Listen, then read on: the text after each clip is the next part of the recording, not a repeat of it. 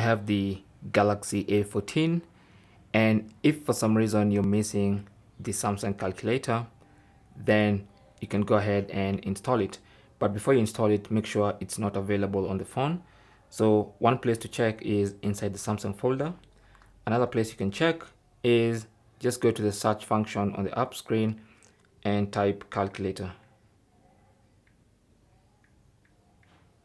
And if you can't find it, then it means the calculator is not on your phone. Now, to get the original Samsung calculator onto your phone, what you need to do is go to the Galaxy Store. You can see the Galaxy Store here. It's different from the Google Play Store. So go to the Galaxy Store and then just do a search at the top there and search for calculator.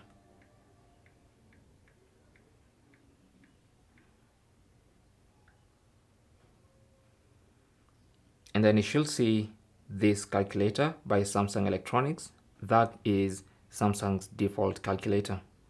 Okay, it's by Samsung Electronics Company Limited. So go ahead and install that calculator. So currently it's installing, as you can see. These are just ads. And so with the installation complete, you can either launch the calculator from here, or you can always go to the apps screen and you should find the calculator there.